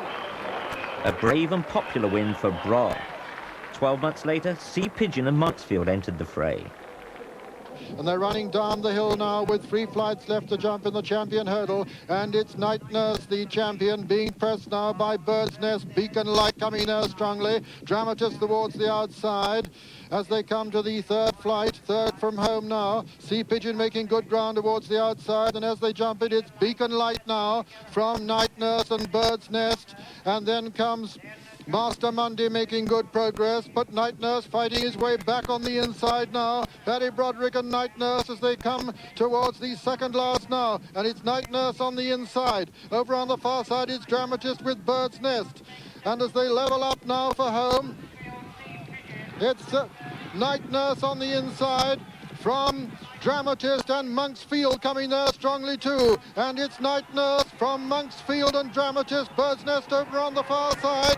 Night Nurse and Dramatist together. And Monksfield and Sea Pigeon on the near side. And it was Night Nurse there from Monksfield and Dramatist as they race into the closing stages. It's Night Nurse from Monksfield, these two now. Night Nurse for England and Monksfield for Ireland as they race up to the line. And Night Nurse is going to win it again. Night Nurse wins the champion hurdle from Monksfield in second. Dramatist is third and Sea Pigeon fourth. Lanzarote, meanwhile, had been schooled over fences for a tilt at the Gold Cup. He was working well under John Frankham, and trainer Fred Winter was optimistic about his prospects. I suppose he's got as good a chance as Buller ever had, really. He's not as experienced as Buller, but he's very intelligent. And I think, in fact, he jumps his fences better than Buller did in his younger days. His only problem on the day will be the fences. If he jumps well, I mean, he'll tack it. I think this will be the easiest winner of the Gold Cup you've seen for a long time. Barring accidents, he must win, yes. I can't see anything to beat him. If it wasn't for bogey me, he's odds on, isn't he? Sadly, the bogey had struck as Lanzarote fell fatally at the top of the hill, leaving Somerville doing the donkey work in front of two Irish raiders. Number 21, they're coming to of the 22 fences, and it's Davy Ladd who's making the most significant progress now, as Somerville is in the lead from Tide Cottage, and Davy Ladd still making ground. Tamerlane back in fourth now, and at the second last in the Gold Cup, it's Somerville from Tide Cottage and Davy Ladd. Jeff King from Tommy Carberry over the second last, and not much between them, and Davy Ladd is still making progress. They're coming to the final fence now. Somerville from Davy Ladd. Davy Ladd switched to the centre to come and take it up now, and it's Davy Ladd for Ireland, jumps it in the lead from Tide Cottage. Somerville back in third, and Davy Ladd now is striding away from Tide Cottage and Somerville as they race into the closing stages. It's a 1-2 for Ireland. Davy Ladd and Desi Hughes going away from Tommy Carberry as they race to the line, and it's Davy Ladd the winner from Tide Cottage and Somerville in third. Anne-Marie McGowan, Mick O'Toole and Desi Hughes came good, while Tide Cottage will have other chances. Fred Winter lays the ghost in 78. They're coming to the home turn with two fences left to jump, and Midnight Court coming there strongly on the inside of Fort Devon, and Royal Frolic to take it up now. And it's John Frankham bidding for compensation for that defeat in the Daily Express Triumph Hurdle as he comes to the second last to try and win Fred Winter his first Gold Cup. He comes to the second last, well clear, jumps it well. It's Midnight Court going away now from Royal Frolic, and Fort Devon, then comes Master H and Bachelor's Hall coming to the last fence now, and Midnight Court has only got to jump it. He jumps it well and strides away from it to a great fall. Royal Frolic has fallen at the last, and as they race up towards the line, Midnight Court going away from the remainder. Brown Lads putting in a tremendous run, so's Bachelor's Hall and Master H, but as they come up towards the line, it's Midnight Court well clear, and he wins the Bible Champagne Gold Cup. Midnight Court wins it. It's a photo between Brown Lad and Bachelor's Hall and Master H for second, third and fourth. The race was run in April after snow had ruled out the original Gold Cup day. Frankham helped Fred Winter become the third man to ride and train a Gold Cup winner. The next year saw Tommy Carberry boldly try to make stamina a premium, and despite the driving rain and snow, he looked as if he'd do so, with only Alverton in contention down the hill. So it's Tommy Carberry on Tide Cottage from John Joe O'Neill on Alverton. Royal Mail back in third, two fences left to jump in the 1979 Gold Cup, and it's Tide Cottage who's made every yard of the running so far, ridden by Tommy Carberry, being chased by John Joe O'Neill on Alverton with Royal Mail's third. These are the only ones in it. Alverton's producing a great challenge. It's Tide Cottage from Alverton, and now as they race up towards the final fence in the Gold Cup, Tide Cottage and Alverton. Tide Cottage on the far side, Alverton on the near side. There's very little between them now. Tide Cottage lands in the lead. He's a faller. Tide Cottage is down at the last. Alverton is striding away to win the Gold Cup. Royal Mail has nearly fallen at the last, and Alverton and John Joe O'Neill stride away to win the 1979 Piper Champagne Cheltenham Gold Cup as they come to the line. Alverton wins it. Royal Mail is going to be second. It's going to be close for third between Casamayor and Aldaniti. What bitter disappointment for Tide Cottage's connections, although John Joe's fans still maintain he'd have won anyway. Both Carberry and Tide Cottage were fine, if subdued, as they returned to the stables. Yet fate had another card to deal the pair in 1980, when once again they set a merry gallop and seemed to be going well. Coming down to the second last fence now. Tide Cottage, who fell at the last fence last year when looking to have it won, is coming to the second last now, pressed by approaching, and old Mac Biddy running the race of his life. But it's Tide Cottage at the second last. He lands in the lead from Mac Biddy and approaching second and third. Then comes Master Smudge and the Snipe, and surely he's only got to jump it this time, Tide Cottage. This was the fence that he was undoing last year. Will he jump it this time? He jumps it beautifully. He gets a great reception from the crowd here. It's Tide Cottage from approaching and Mac Biddy and Master Smudge. And racing up the hill, Tide Cottage making no mistake this time. Tommy Carberry winning the Gold Cup for the 4th time in his career. Master Smudge putting in a great finish to be second. But at the line, Tide Cottage wins it. Master Smudge is second. This emphatic victory was taken away from Tide Cottage when post-race samples revealed a forbidden substance caused by contaminated feed. That reversal was months away as trainer Dan Moore's wife Joan led the winner in. It seemed justice had been done. The owner, Anthony Robinson, received the Gold Cup from Her Majesty the Queen Mother. But sadly, within the year, incredibly, both owner and trainer had died. It was Carberry's 4th win in the race. And back to hurdles, familiar names. And it's Monksfield and Night Nurse together. Sea Pigeon getting closer to them. And over that one, Night Nurse on the inside, Monksfield on the far side. Sea Pigeon, then comes Master Monday, not far behind them. Now Madden, then they're coming down to the second last now. And it's Monksfield, Night Nurse, Master Monday and Sea Pigeon, these 4 ahead of Dramatist. And over the last, Night Nurse landed just in the lead on the near side. Over the second last rather, and now Monksfield takes it up. And it's little Monksfield from his old rival Night Nurse and Sea Pigeon coming over the great run on the stand side. It's Monksfield from Sea Pigeon now as they come to the last in the champion hurdle. Monksfield for Ireland, Sea Pigeon for England. Monksfield on the far side, Sea Pigeon on the near side. Monksfield lands in the lead from Sea Pigeon, then Master Monday and Night Nurse. And as they race into the closing stages, it's Monksfield from Sea Pigeon, and Monksfield is holding Sea Pigeon, and last year's second is going to win it this year. Monksfield striding up to the line to win the champion hurdle. Monksfield wins it from Sea Pigeon second, Night Nurse is third, and Beacon Light fourth. For winning rider Tommy Cannan, it was his biggest triumph, and the smile tells all. However, a year later, the cast was the same, except that Cannan lost the ride on Monksfield to Desi Hughes. And they're coming down now to the second last in the champion hurdle, and it's Monksfield in the lead from Kaibo on the far side, Beacon Light, Sea Pigeon, and within the law, Monksfield. Kaibo Faller there, Kaibo Faller the second last, and they're coming to the home turn now, and it's little Monksfield with Sea Pigeon coming very strongly to challenge him, and it's Sea Pigeon and Monksfield together now from Beacon Light in third and within the law 4, and it's a repeat of last year with Sea Pigeon trying to get his revenge. Sea Pigeon jumps it in the lead from Monksfield on the near side. It's Monksfield on the near side, Sea Pigeon on the far side. There's nothing between them as they race up the hill. It's Monksfield on the near side, Sea Pigeon on the far side. Monksfield is just surging ahead. He's going to win it. Monksfield wins it from Sea Pigeon. Monksfield wins the champion hurdle from Sea Pigeon second. Owner Michael Mangan and trainer Desi McDonough's grins say, "I told you so." And for Sea Pigeon, it looked as if his best chance had gone, as Monksfield again leads the field in 1980, Pigeons in 5th. And it's Monksfield in the lead from Bird's Nest, Pollardstown, Connaught Ranger, and just in behind them, Sea Pigeon over the second last. It was Monksfield who led. Monksfield in the lead from Pollardstown, Sea Pigeon coming there, then Bird's Nest, then comes Connaught Ranger and Royal Boxer, and round in the home turn now in the champion hurdle, and it's Monksfield in the lead from Bird's Nest and Sea Pigeon. Monksfield, Sea Pigeon and Bird's Nest are the 3 principals as they come to the last. It's Monksfield who's going to touch down just in the lead from Sea Pigeon. Monksfield and Sea Pigeon is a repeat of last year. The same 2 fighting it out. Sea Pigeon coming there on the near side, and Sea Pigeon's going to avenge that defeat of last year. He's striding up to the line, the veteran 10-year-old. He's won it at last. Sea Pigeon wins the champion hurdle. Monksfield is beaten for the first time in 3 years. Bird's Nest is third.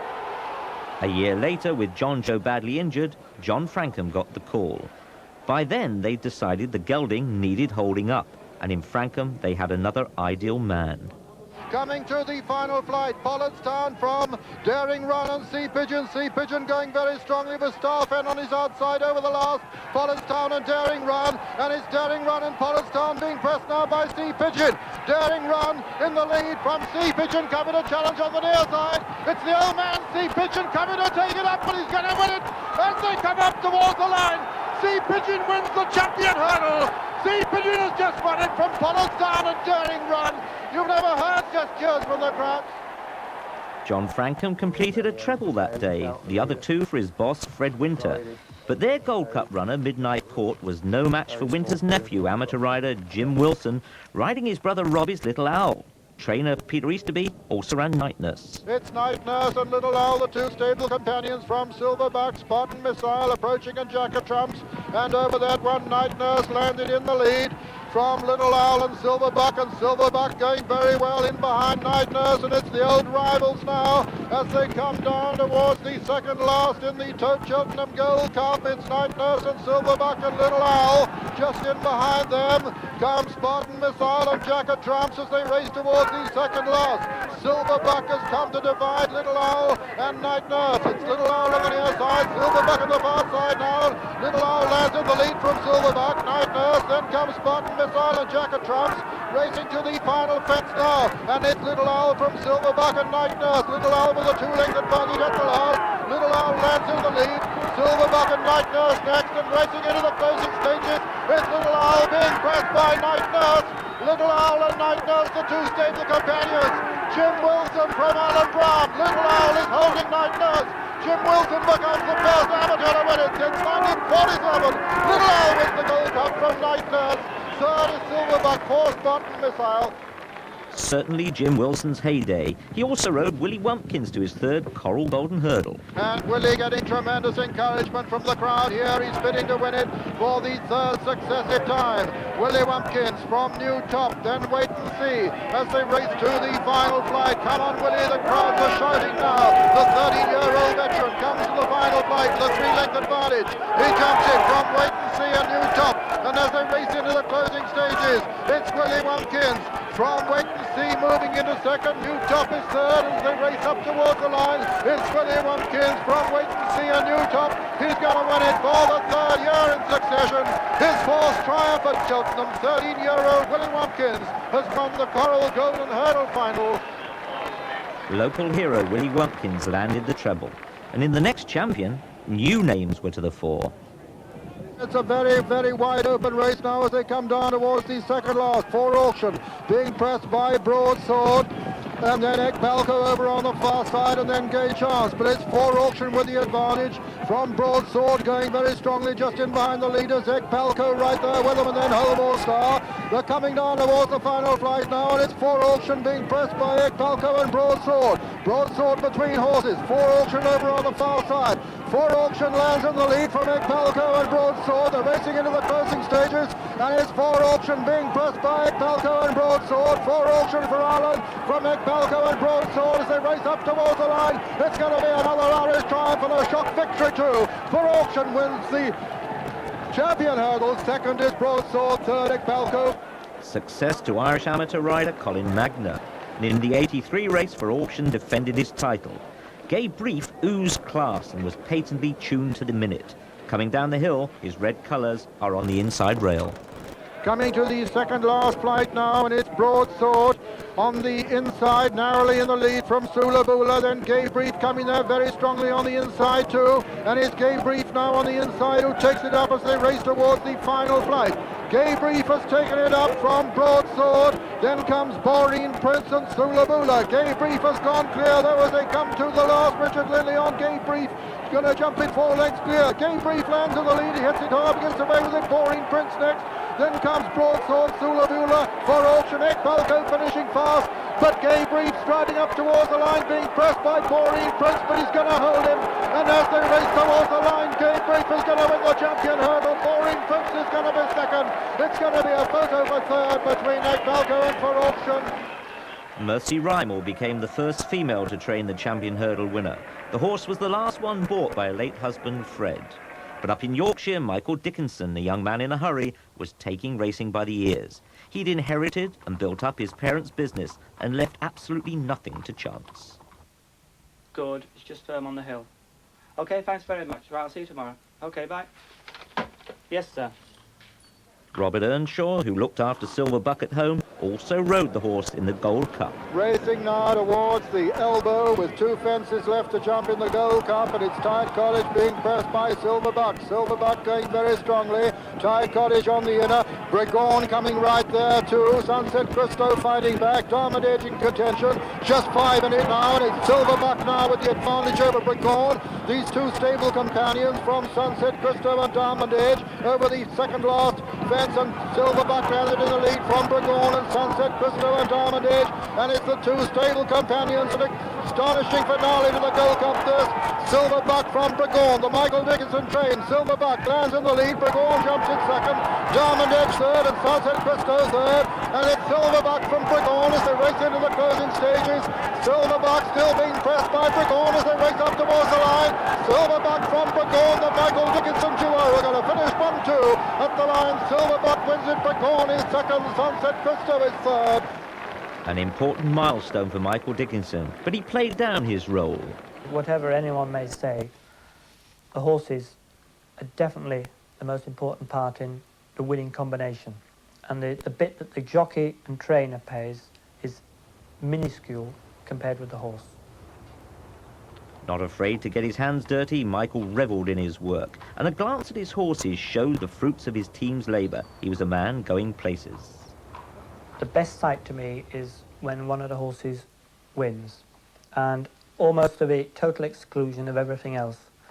Now, my critics would point out that I'm missing a lot of other things in life, and it's very true, but you can only do so many things in life, and I'm really happy just training horses.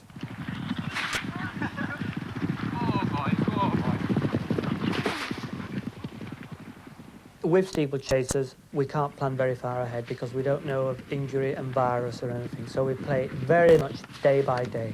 In the perfect world, it would be easy to get out a big sheet of paper and write out what work we're going to do for the next 6 months. But I mean, that's just a joke. It just wouldn't work out like that. So it's very much play it by ear, and you can't really plan too much with steeplechasers. The horses are my life, and if they don't win, well, that's my life shattered. To me, it's the only thing that matters. In the '83 Gold Cup, Michael produced 5 horses. And they're coming down now to the third last fence in the Gold Cup, and as they do so, it's Bregon being chased by his stable companions, Silverbuck, Captain John and Wayward Lad. Bregon from Silverbuck and Captain John, a bad mistake. Wayward Lad's improving. They're coming round the home turn now with 2 fences left to jump in the Gold Cup, and it's a Michael Dickinson quartet at the moment with Bregon the leader from Wayward Lad. John Joe O'Neill moving into second. Silverbuck is third. David Goulding is fourth on Captain John. Then comes Ashley House and Coombs Ditch as they come to the second last. Bregon in the lead from Wayward Lad, Silverbuck and Captain John. And that's how they jump it. Coming to the final fence now, it's going to be an unprecedented Michael Dickinson quartet if they all jump the last fence. Bregon is in the lead from Captain John, challenging on the near side. Bregon lands over it, Captain John second, then Wayward Lad racing into the closing stages. And it's Bregon being challenged by Wayward Lad, Captain John on the near side. Bregon being pressed now by Captain John. Bregon striding up to the line to win it. Bregon wins the Gold Cup. Second is Captain John and third is Wayward Lad. And fourth is going to be Silverbuck. An amazing 1, 2, 3, 4 for the Michael Dickinson quartet, and he's going to achieve the 5th because Ashley House runs on to be 5th. A result that Michael Dickinson could surely not conceivably have dreamed of. No, I was just shouting for the boys. I just said, come on, my boys. I was just so proud of them, the way they all ran. And just like to thank all my staff at home who worked so hard. I'm fairly hard on myself and I'm hard on them, and they have to put up with a lot. But they've really excelled themselves, the lads and the horses. Dickie's record will be almost impossible to beat. Just to get 5 horses to the start of the Gold Cup is incredible in itself. As he received his trophy, it occurred to me that if Michael was a horse, he'd be hard to train. And another record went to Caroline Beasley in the 83 Fox Hunters Chase, the first girl to win at the festival. Coming to the final fence, Ellie Ogety in the Christie's Fox Hunters, 4 lengths clear of Earlsbrig and Compton Lad. Ellie Ogety jumps it clear. She's getting a tremendous reception already. Ellie Ogety is striding up towards the line. She's being traced by Earlsbrig and Compton Lad. They'll never catch her. Ellie Ogety striding away to win the Christie's Fox Hunters of 1983 in tremendous style. And at the line, Ellie Ogety and Caroline Beasley won its second Earlsbrig. Caroline is a Shropshire girl, although she got most of her riding experience in Ireland. Now married to trainer Michael Robinson, she received Cheltenham's biggest trophy. And G. Armitage followed up for the girls, though she had to work somewhat harder in the Elia in the Kim Muir, while Katie Rymel made it 3 in the Fox Hunters. For her grandmother, Mercy Rymel, this must have been one of her proudest moments.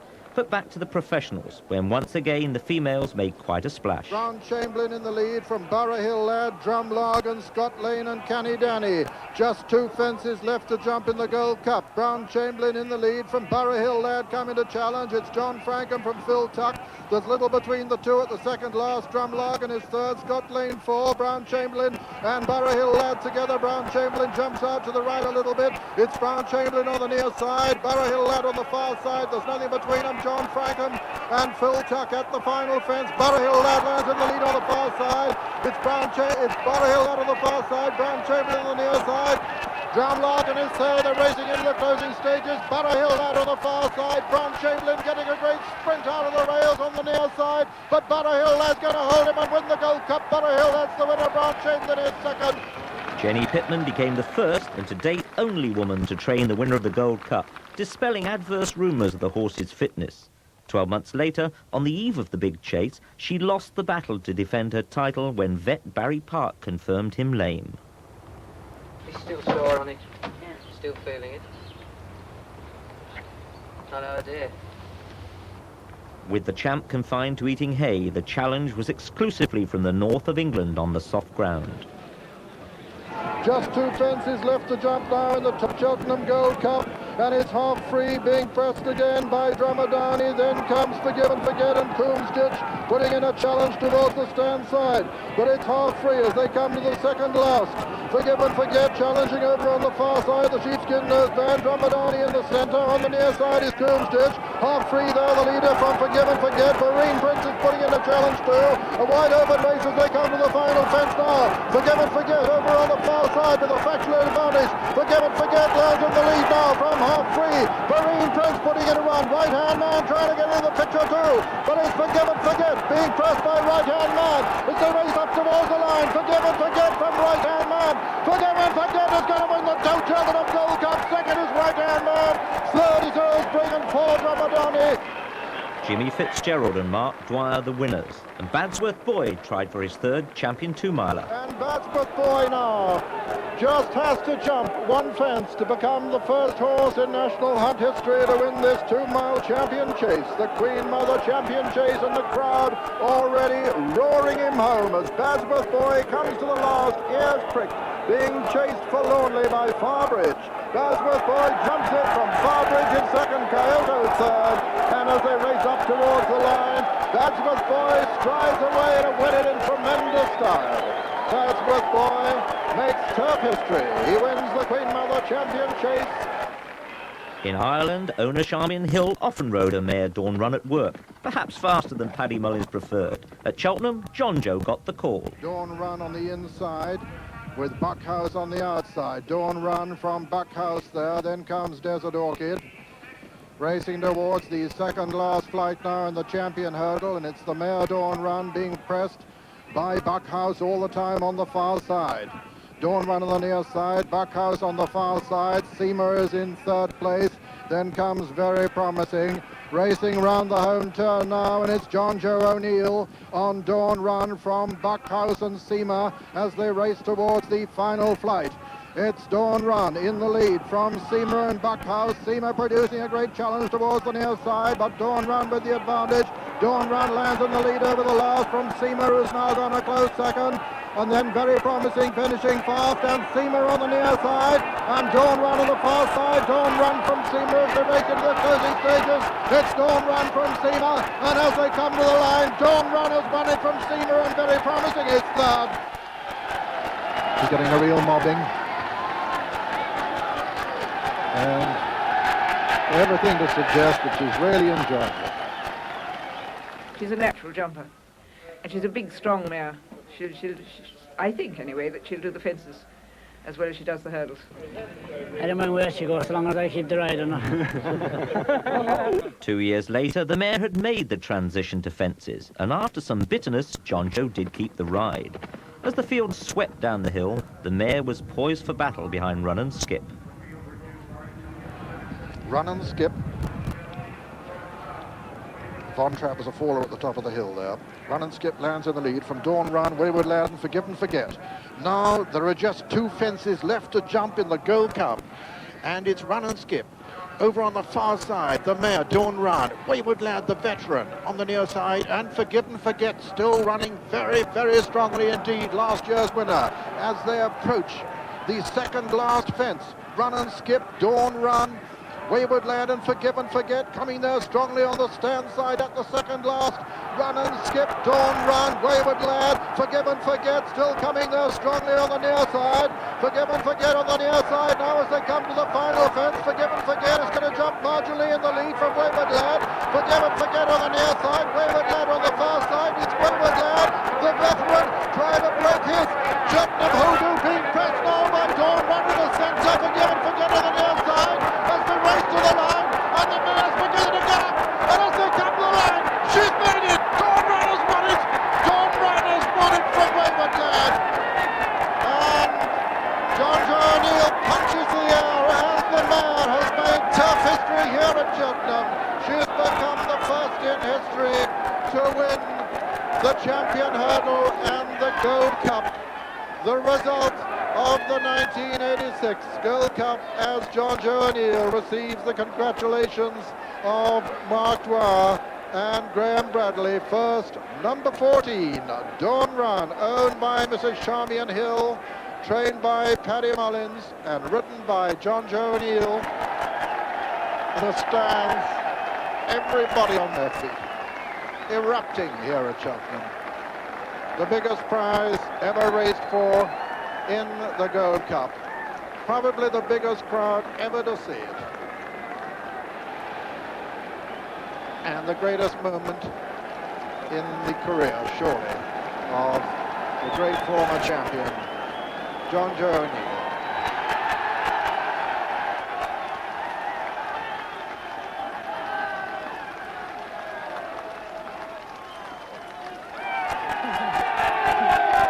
It speaks for itself. I think John really was fantastic. The best moment I've ever had in my racing life anyway. Fantastic, really.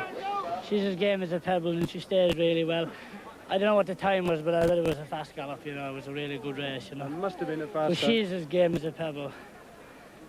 You're on your little beauty. In turning apparent defeat into glorious victory, Dawn Run became the only horse to win both the Champion Hurdle and the Gold Cup. But over hurdles, Brown's Gazette was favourite for the 85 race. Quite inexplicably, the gelding dived off left-handed with Dermot Brown losing fully 20 lengths. Although getting back into contention, the ground forfeited was simply too great, leaving See You Then to win nicely. As they race round the home turn, and it's Gay Brief who's taken it up now from Brown's Gazette. See You Then is cantering just in behind the leaders. Coming to the final flight, Gay Brief, the 83 champion from Brown's Gazette, and See You Then. See You Then going very strongly behind Gay Brief. Gay Brief lands in the lead from See You Then. It's See You Then on the near side. Gay Brief for the far side. See You Then has taken it up, and See You Then is storming clear to win the Champion Hurdle. Robin Wanderers moved into second, but See You Then has it well thrown up. Steve Smith-Eccles wins it on the chance ride. See You Then, the winner. Robin Wanderers second, stands Pride in third, and 4 Gay Brief. Steve Smith-Eccles only came in for the ride half an hour before the race when John Franklin was hurt. In 86, things were pretty much the same. See You Then also well in the picture now. and as they round the home turn, and it's See You Then and Gay Brief as they round the home turn. Gay Brief, the 1983 winner, and See You Then. This is a repeat of last year as Gay Brief comes to it with See You Then travelling smoothly on his outside. See You Then is going to jump the final flight fractionally in the lead. See You Then from Gay Brief, then comes Pretto Boy racing into the closing stages, and See You Then sprinting away once again from Gay Brief as they race to the closing stages. It's See You Then sprinting away from Gay Brief as they come to the line. It's number 50 of the season for Steve Smith cycle. See You Then won the champion hurdle. Gay Brief is second. In 87, Nick Henderson's gelding was similarly poised to strike. Rounding the home turn, and it's Barnbrook again, being chased by See You Then now on the outside. The favourite River Kerryog in third, coming to the last, and See You Then looks as though he's cantering as he comes to take it up. See You Then lands in the lead from Barnbrook again, second to follow there. River Kerryog, Flatterer's in third. It's See You Then making turf history as he strides away now from Flatterer and Barnbrook again, but Flatterer putting in a tremendous finish. It's See You again from the American Flatterer. See You again from Flatterer as they race to the line. Flatterer getting up with every strike. See You Then has won it. See You Then has won it from Flatterer with Barnbrook again third. See You Then became only the fourth horse to win 3 champion hurdles, and only 2 days later, things looked decidedly against the Gold Cup being run. Heavy snow moved in. Happily, after a bold 1.5-hour delay, the Cheltenham executive was rewarded with a break. By then, with the bars emptied, punters were in the mood for sport. And the old man, Wayward Lad, coming there strongly now to take second place as they round the home turn. It's Cy Brandian from the 12-year-old Wayward Lad. Then comes the Thinker, Dorlatch, and Forgive and Forget, still trying to make up for that mistake and trying to get on terms with them now as they come down towards the second last. It's Cy Brandian with the advantage from Wayward Lad, the Thinker, Forgive and Forget, and Dorlatch. Cy Brandian landed in the lead from Wayward Lad, Forgive and Forget, that's now moved in the third place forward, the Thinker, as they come to the last fence. And it's Cy Brandian with the advantage from the Thinker, Wayward Lad, Forgive and Forget, and Golden Friend, and into the closing stages. Cy Brandian being chased all the time by Wayward Lad over on the far side. The Thinker, Golden Friend finishing strongly as they race up towards the line. The Thinker on the near side has taken it up, and the Thinker is going to win it as they come to the line. The Thinker has won. Second, Cy Brandian. It's a photo of third between Westcliff and Dorlatch. Trainer Arthur Stevenson watched from Kelso. 88 was Charter Party's turn. It's Cabby's Clown, Little Cabby's Clown in the lead from Charter Party under pressure in second, Bow Ranger in third, Kildimo making ground in 4-5 Snapsala. You can count the rest out of it. 2 fences left to jump in the 1988 Gold Cup. Charter Party, the challenger now to Cabby's Clown. Cabby's Clown on the near side, Charter Party over on the far side. In third place is Bow Ranger, 4 Napsala at the second last. Cabby's Clown and Charter Party touched on together. Bow Ranger jumped in third, Napsala 4. Charter Party's taking it up over on the far side. It's Charter Party by a length and a half from Cabby's Clown at the final fence. Charter Party lands in the lead, Cabby's Clown second. Bow Ranger jumps in third, racing into the final 150 yards. Charter Party is going to win it for David Nicholson. Charter Party is striding away now from Cabby's Clown, and at the line, Charter Party wins the 1988 Gold Cup from Cabby's Clown in second. Third will be Bow Ranger. Claire Smith and Jenny Mould owned the gelding, who had serious foot problems, making victory all the sweeter. That year's champion hurdle saw Fred Winter's Celtic Shot in front. It's Celtic Shot and Spring It Gunner, these two from Classical Charm putting in a run on the outside. Behind them come No Harm Done, and then High Knoll. They're racing now towards the final flight. It's Celtic Shot in the centre from Spring It Gunner, and Classical Charm coming there with a tremendous run. It's Classical Charm on the near side, Celtic Shot on the far side. It's Classical Charm for Ireland, Celtic Shot on the far side. Classical Charm and Celtic Shot as they race into the closing stages. Celtic Shot on the far side, Classical Charm on the near side. No Harm Done putting in a tremendous run. It's Peter Scudamore with the advantage on Celtic Shot as they race to the line, and Celtic Shot is going to win it as they come to the line. Celtic Shot has won it. Second is Classical Charm. Homebred by David Horton, the winner was Fred Winter's last Cheltenham success. 89 was Toby Balding's year. Beach Road trying to get in the picture. Crevensis, the unbeaten Crevensis, takes it up now as they come to the last. Crevensis is going to jump the last in the lead from Mulbourne, and Beach Road putting it around towards the near side.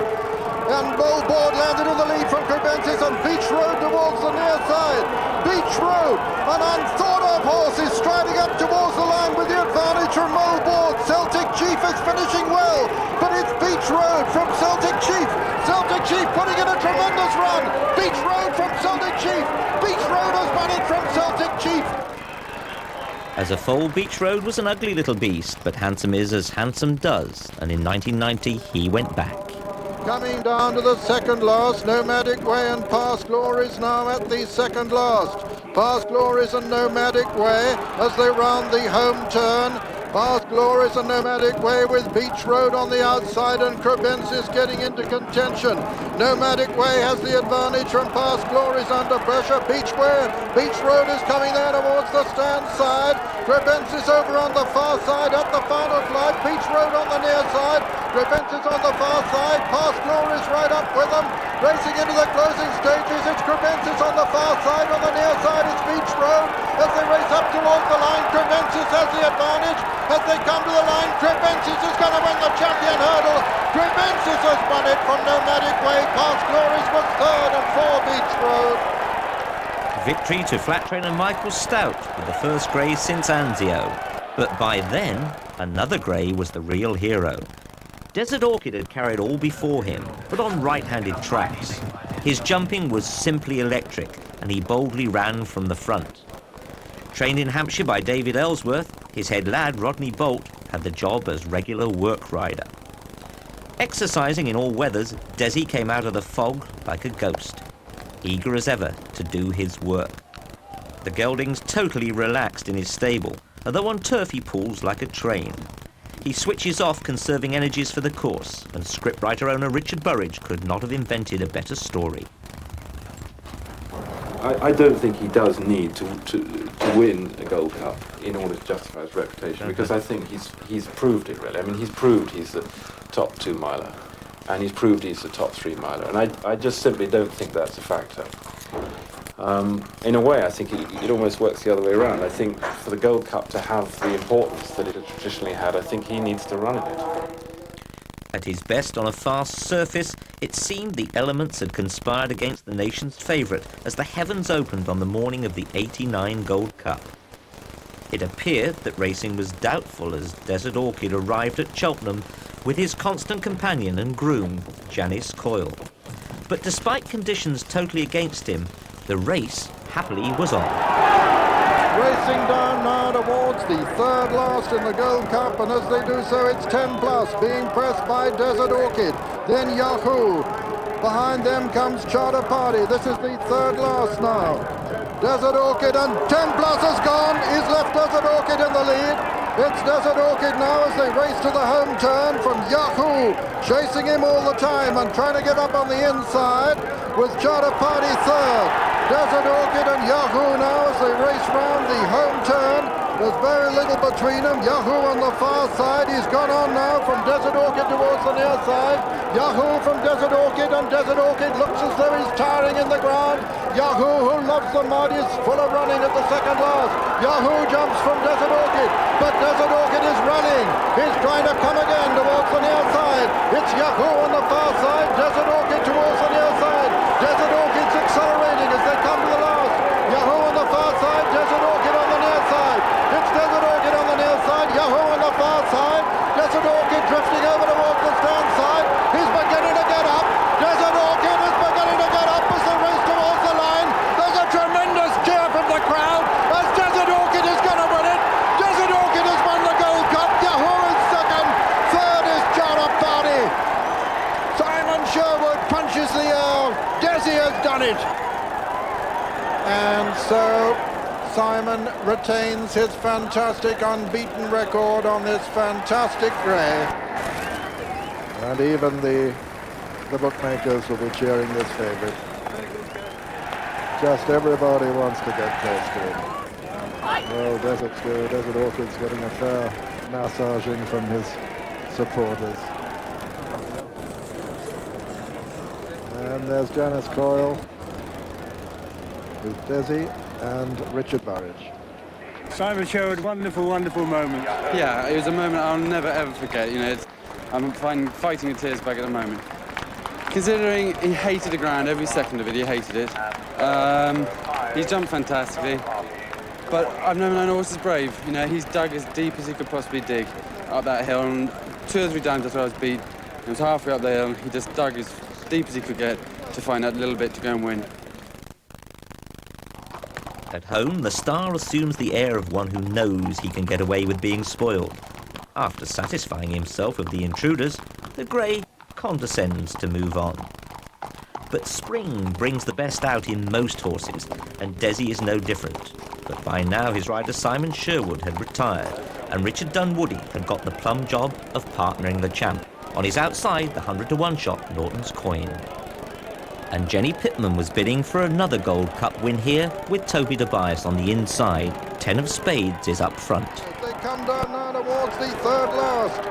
And it's 10 of Spades on the inside of Desert Orchid. Desert Orchid lands just in the lead from 10 of Spades. Norton's Coin is next. Then comes Toby Tobias on the inside. Then Cabby's Clown and Pegwell Bay. They're racing to the home turn now with 2 fences left to jump in the Tote Gold Cup. And as they do so, over on the far side, Toby Tobias comes to challenge for the lead. Desert Orchid on the stand side. Norton's Coin between horses. It's Desert Orchid on the near side, Toby Tobias on the far side, Desi lands a neck in front, 10 of Spades has fallen there, racing to the final fence now, Desert Orchid is under pressure, Toby Tobias on the far side, Norton's Coin between horses, over the last, Toby Tobias and Norton's Coin, it's Norton's Coin in the centre, Toby Tobias over on the far side, Desert Orchid's back in third place and he's beat, it's Toby Tobias and Norton's Coin as they race towards the line, Norton's Coin is going to win it, at the line, Norton's Coin has won it, Toby Tobias in second, third is Desert Orchid. Fairy tales do still happen, and Graham McCourt can hardly believe his luck. 100-to-1 Norton's Coin, trained down in Wales by dairy farmer Cyril Griffith, who loses his hat, if not his hair. Jubilation abounds everywhere, and the presentation from Her Majesty will long linger in his memory. This sort of thing doesn't happen on the flat, but at Cheltenham Festival, the horses and heroes appear every year.